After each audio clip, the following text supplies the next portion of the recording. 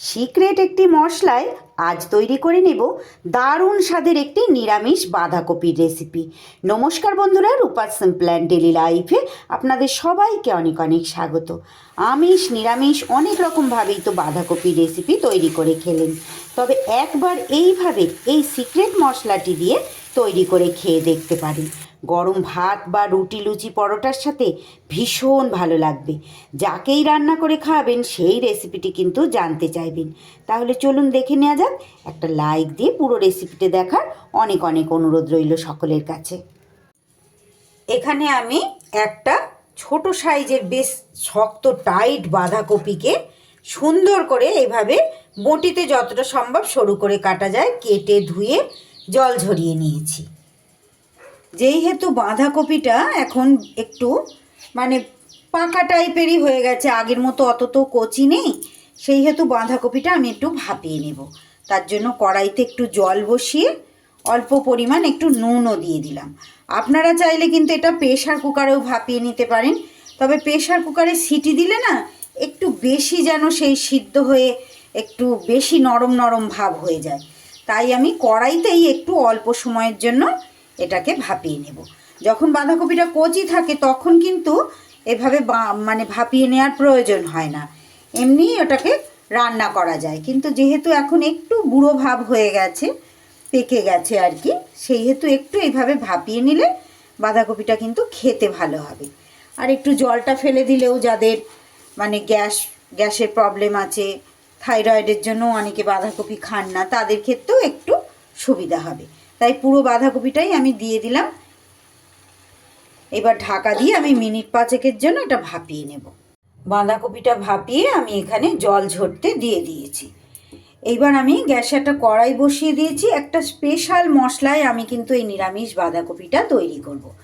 তার জন্য দেখুন এখানে আমি কি নিয়ে নিয়েছি। সব চা চামচের একদম ছোট চা চামচের 1 চামচ করে নিয়েছি মৌরি, ধনে, জিরে, আর এখানে সামান্য একটু জয়িত্রীর ফুল নিয়েছি, আর কয়েকটা গোলমরিচ, আর তার সাথে একটু গোটা গরম মশলা। সব মশলাগুলো আমি এবার একটু শুকনো খোলায় নাড়িয়ে চাড়িয়ে ভেজে নেব। একদম লাল লাল করে, বেশি কড়া করে ভাজা যাবে না, একটু হালকা সুন্দর বেশ ভাজা গন্ধটা বেরোবে সেই রকম মতন করে এটা ভেজে নিতে হবে। ভাজা মশলা তো আমরা প্রত্যেকেই ভাজি, এটা জানি, তবুও যারা নতুন রাঁধুনে আছেন তাদের জন্য কিন্তু একটু খুঁটিয়ে খুঁটিয়ে বলতে হয়। সুন্দর করে যখন একটু বেশ ভাজা গন্ধ বেরিয়ে যাবে, এইবার এই পর্যায়ে আমি এখানে আর একটা জিনিস অ্যাড করব বন্ধুরা। এখানে দিয়ে দিচ্ছি ভাজা চীনা বাদাম। এই বাদামটা আমার আগে থেকেই ভাজা ছিল, সেইটা আমি দিয়ে দিলাম। এখানে চাইলে কিন্তু আমি এটা কাঁচা বাদামই আগে ভেজে আমি খোসা ছাড়িয়ে নিয়েছি, সেটাই একটু কয়েক সেকেন্ড জাস্ট আবার এখানে নাড়িয়ে চাড়িয়ে নিলাম। আপনারা চাইলে কিন্তু কাঁচা বাদামও এখানে দিতে পারেন বা কেনা ভাজা বাদামও কিন্তু এখানে দিতে পারেন, তবে অবশ্যই করে এই 2 টেবিল চামচের মতন বাদামটা আমি এখানে দিয়েছি। বাঁধাকপির পরিমাণ অনুযায়ী কিন্তু আমি মশলাগুলো নিয়েছি। এইবার এটা ভাজা হয়ে গেছে, ঠান্ডা করে মশলাটা আমি কিন্তু গুঁড়ো করে নেব। মশলাটা কিন্তু এইভাবে আমি গুঁড়িয়ে নিয়েছি। এইবার গ্যাসে আমি আবারও কড়াই বসিয়ে কড়াইতে দিয়ে দিচ্ছি আমি সর্ষের তেল। আমি এই রেসিপিটা সর্ষের তেলেই করছি বন্ধুরা, আপনারা চাইলে কিন্তু এটা যে কোনো রান্নার তেলেই করতে পারেন, তবে যেহেতু নিরামিষ রেসিপি তো সর্ষের তেল দিলে এটা বেশ ভালো লাগবে। আর যেহেতু আমার বাঁধাকপির পরিমাণটা অনেকটা বেশি, তাই এখানে কিন্তু আমি একটু তেলের পরিমাণ বেশি দিয়েছি। ফোড়নে দিয়ে দিলাম তেজপাতা আর গোটা জিরে। ফোড়ন থেকে সুন্দর ভাজা গন্ধ বেরোলে আমি এখানে দিয়ে দিলাম ছোট সাইজের 2টো আলু। বাঁধাকপি তো শীত যখন আমাদের শেষ, বাঁধাকপি খেতে খেতে কিন্তু আর ভালো লাগবে না।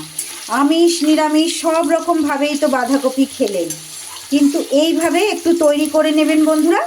নিরামিষ দিনে একটু সিক্রেট এই মশলাটা দিয়ে তৈরি করে নিলে কিন্তু বাঁধাকপির স্বাদটা ভীষণ ভালো আসবে। এটা রুটি লুচি পরোটার সাথে যেমন ফাটাফাটি লাগবে, তেমন কিন্তু গরম ভাতের সাথেও এটা ভালো লাগবে। একটু ঘুরিয়ে ফিরিয়ে না করলে কোনো রেসিপি কিন্তু আমাদের ভালো লাগে না। আর একটু এইভাবে যদি মশলাটা তৈরি করে নিয়ে বাঁধাকপিটা তৈরি করেন, ভীষণ সত্যি ভীষণ ভালো হয় খেতে। মানে আমার বাড়িতে তো সবাই খুব খেয়ে খুশি হয়। এইবার এখানে আমি একটু নুন দিয়ে দিলাম। নুনটা একটু বুঝেই দিতে হবে, বাঁধাকপি সিদ্ধ করার সময় আমি নুন ব্যবহার করেছি। একটু নুন দিয়ে দিলে বেশ আলুটা সুন্দর করে ভাজা হয়ে যাবে। আর একটু আলু তো দিতেই হবে, এখানে আলু না দিলে কিন্তু ভালো লাগবে না।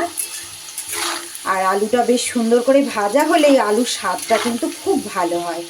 একটু আলুটা যেই ভাজা ভাজা হয়ে যাবে, এই পর্যায়ে এর ওপরে আমি দিয়ে দিচ্ছি একটু কাশ্মীরি লঙ্কার গুঁড়ো দিয়েছি 1 চামচ, আর 1 চামচের কম একটু হলুদ গুঁড়ো আমি দিয়ে দিয়েছি। তেলের ওপরে এটা দিয়ে দিলে বেশ সুন্দর একটা কালার হবে। যেহেতু আমি ঝালের জন্য কাঁচা লঙ্কা ব্যবহার করব, তাই এখানে কিন্তু কাশ্মীরি লঙ্কার গুঁড়োটা দিতেই হবে। আপনারা যদি গুঁড়ো লাল লঙ্কা দেন, মানে লাল লঙ্কার গুঁড়ো যদি ঝালের জন্য দেন, সেক্ষেত্রে কিন্তু কাশ্মীরি লঙ্কার গুঁড়োটা দেওয়ার কোনোই প্রয়োজন নেই। আর কাঁচা লঙ্কা দিলে কিন্তু কাশ্মীরি লঙ্কার গুঁড়োটা না দিলে একদম এটা কেমন সাদা সাদা ভাব হবে। অপছন্দ করলে আপনারা এটা স্কিপ করে দেবেন। একটা টমেটোকে আমি 4 ফালি করে কেটে সেটা দিয়ে দিলাম এর মধ্যে। এইবার দিয়ে দেব এখানে আমি 2 চামচ আদা আর কাঁচা লঙ্কা বাটা।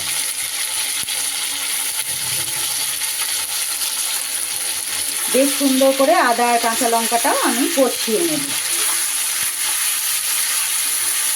এখানে কিন্তু আর অন্য কোনো গুঁড়ো মশলা আমি ব্যবহার করব না। বাকি তো সব আমি ওই ভাজা মশলার মধ্যেই দিয়ে দিয়েছি। ওইভাবে শুকনো খোলায় ভেজে নিয়ে যদি মশলাগুলোকে এইভাবে দেয়া যায় না, সত্যি বন্ধুরা তরকারির স্বাদটা কিন্তু ভীষণ ভালো হবে। এইবার আমি এখানে দিয়ে দেব আমার সেই শুকনো খোলায় ভেজে গুঁড়িয়ে নেওয়া সিক্রেট মশলাটা। এটা কিন্তু পুরোটা আমি এই জায়গায় দিয়ে দিলাম। আর দিয়ে দিচ্ছি এখানে কিছুটা মটরশুঁটি। আমার আজকের রেসিপিটি ভালো লাগলে প্লিজ বন্ধুরা একটা লাইক করে দেবেন, ছোট্ট একটা কমেন্ট করে জানিয়ে যেতে ভুলবেন না যে আপনাদের কেমন লাগলো। ভালো লাগলে অবশ্যই এইভাবে বাড়িতে ট্রাই করবেন। আর যে সকল বন্ধুরা আজ নতুন এসেছেন, আমার চ্যানেলটা সাবস্ক্রাইব করে আমার পাশে থেকে যাবেন যদি আমার রেসিপি আপনাদের ভালো লেগে থাকে। আমি নিত্য নতুন কিন্তু এই ধরনের একদম অতি সহজ কিন্তু ভীষণ লোভনীয় এই রেসিপিগুলো কিন্তু আমি প্রত্যেক দিন দিয়ে থাকি। আশা করছি আপনাদের ভালো লাগবে। আর ফেসবুক থেকে যে সকল বন্ধুরা দেখছেন, যদি আমার রেসিপিটি ভালো লেগে যায় আমার পেজটাকে ফলো করে দিতে পারেন। আশা করছি আপনাদের খুব ভালো লাগবে রেসিপিগুলো। একদম সিম্পল অথচ ভীষণ লোভনীয়, একদম ঘরোয়া উপকরণে বিভিন্ন রকমের রেসিপি কিন্তু আমি প্রত্যেক দিন শেয়ার করে থাকি। এইবার মশলা খুব ভালো করে আমার কষানো হয়ে গেছে। এইবার আমি ভাপিয়ে রাখা বাঁধাকপিটা দিয়ে দিলাম। এইভাবে দিলে কি হবে, কড়াইতে সিদ্ধ করলে কি হবে, সুন্দর করে সিদ্ধ হয় কিন্তু একদম ঘাঁটা ঘাঁটা ভাব হয়ে যায় না। আর প্রেশার কুকারে দিলে একদম ঘাঁটা ঘাঁটা ভাব হয়ে যায়, তো সেক্ষেত্রে আমার ঠিক ভালো লাগে না। তাই আপনাদের যেটা সুবিধা, প্রেশার কুকারে একটু তাড়াতাড়ি হয়ে যায় সেটাও করতে পারেন। তবে এটা আমি বেশি সময় কিন্তু ভাপাইনি, একদম মিনিট 4-5 একটু ভাপিয়ে নিয়েছি ঢাকা দিয়ে। সুন্দর করে এবার মশলার সাথে পুরো বাঁধাকপি আমার মিশিয়ে নিতে হবে। খুব সুন্দর করে আমি 5-6 মিনিট ধরে ভালো করে মশলার সাথে আলুর সাথে বাঁধাকপিকে এইভাবে আমি কিন্তু কষিয়ে নিয়েছি। দেখুন বাঁধাকপিটা বেশ ভাজা ভাজা হয়ে গেছে। প্রেশার কুকারে বেশি সিদ্ধ করে কিন্তু মানে ভাপালে বেশি সিদ্ধ হয়ে যায়, তো সেক্ষেত্রে কিন্তু বাঁধাকপিটা এইভাবে একটু ভাজা যায় না। সুন্দর করে বেশ একটু ভাজা ভাজা করে নিয়েছি। এইবার আমি এখানে একটু জল অ্যাড করে দেব। একদম বাঁধাকপিটা কিন্তু খুব সুন্দর করে আমার কষানো হয়ে গেছে। এইবার অল্প পরিমাণ একটু জল দিয়ে ঢাকা দিয়ে আর একটু সময় আমি রান্নাটাকে করে নেব। একদিন যদি এইভাবে তৈরি করে বাড়ির সবাইকে খাওয়ান, নিরামিষ দিন হলে তো মানে আমাদের বেশি ঝামেলা হয়। দেখবেন যেদিনই নিরামিষ দিন হবে আপনার বাড়ির ছোট থেকে বড় সবাই এইভাবে বাঁধাকপির এই রেসিপিটা কিন্তু খেতে চাইবে।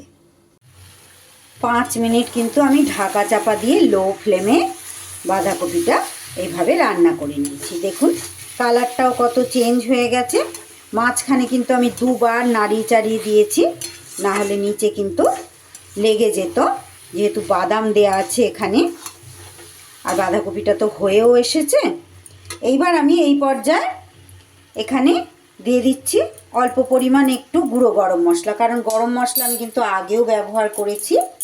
আর দিয়ে দিচ্ছি ওপর থেকে 1 চামচের মতো ঘি। ঘিটা অপশনাল বন্ধুরা, আপনারা যদি অপছন্দ করেন দেবেন না। তবে নিরামিষ বাঁধাকপিতে তো একটু ঘি আর এই সব শেষে একটু চিনি দিলে কিন্তু খেতে খুব সুন্দর স্বাদ হবে। বাঁধাকপির মধ্যে একটু কিন্তু হালকা ঝাল আর একটু হালকা মিষ্টি মিষ্টি কিন্তু খেতে আমাদের খুব ভালো লাগে। রেসিপিটা কিন্তু ভীষণ সুন্দর হয় খেতে। আপনারা যারা একান্ত যাদের অসুবিধা আছে তারা চিনিটা ঘিটা স্কিপ করে দিতে পারেন। ব্যাস এইবারে নাড়িয়ে চাড়িয়ে সব কিছু সুন্দর করে মিশিয়ে নিলেই কিন্তু আমার আজকের এই লোভনীয় স্বাদের নিরামিষ বাঁধাকপি একদম রেডি হয়ে যাবে। এবার আপনারা ভাত, রুটি, লুচি, পরোটা দিয়ে দারুণ জমিয়ে খেতে পারবেন। একবার এইভাবে বানিয়ে দেখবেন বন্ধুরা। নিরামিষ দিনগুলোতে আমাদের রান্নার ঝামেলা বেশি থাকে, এটা সবসময় আমি বলি, কিন্তু এইভাবে যদি একটা পদ থাকে তাহলে কিন্তু আর বিশেষ কিছু লাগে না। সুন্দর করে সব কিছু মিশিয়ে নিয়েছি। রেসিপি কিন্তু একদম আমার তৈরি হয়ে গেছে। এবার গ্যাস বন্ধ করে মিনিট 5 রেস্টে রেখে তারপর পরিবেশন করে দেব। আজ আমি গরম ভাতের সাথেই খাবো। যেদিন রাতের বেলা করি রাতে রুটির সাথেও খাওয়া যায়, তবে এটা অনেকটা পরিমাণ করেছি। এটা ভাত রুটি দুটোর সাথেই কিন্তু খেতে পারবো। দেখুন কতটা দেখতে সুন্দর হয়েছে। আশা করছি আপনাদের রেসিপিটি ভালো লাগলে প্লিজ বন্ধুরা মনে করে একটা লাইক করে দেবেন, আর ছোট্ট একটা কমেন্ট রেখে যেতে ভুলবেন না। আপনাদের একটা লাইক আর একটা কমেন্ট আমাকে কিন্তু নতুন নতুন ভিডিও তৈরি করতে উৎসাহ যোগায়, আর আমার ভিডিওটাকেও কিন্তু অনেক দূর পর্যন্ত এগিয়ে নিয়ে যেতে সাহায্য করে। তাই আপনাদের কাছে অনুরোধ, ভালো লাগলে অবশ্যই একটা লাইক, কমেন্ট, শেয়ার ও সাবস্ক্রাইব করে আমার পাশে থাকবেন। একটা পাত্রে আমি এইভাবে সার্ভ করে দিয়েছি। দেখে নিশ্চয়ই বুঝতে পারছেন বন্ধুরা কতটা লোভনীয় হয়েছে। আমার রেসিপিটি ভালো লাগলে আবারও বলছি বন্ধুরা, একটা লাইক, কমেন্ট, শেয়ার ও সাবস্ক্রাইব করে আমার পাশে থাকবেন। সবাই খুব ভালো থাকবেন, সুস্থ থাকবেন। আবারও ফিরে আসছি আগামী দিন এমনই কোনো সহজ লোভনীয় রেসিপির সাথে। সকলকে অসংখ্য অসংখ্য ধন্যবাদ পুরো রেসিপি দেখার জন্য।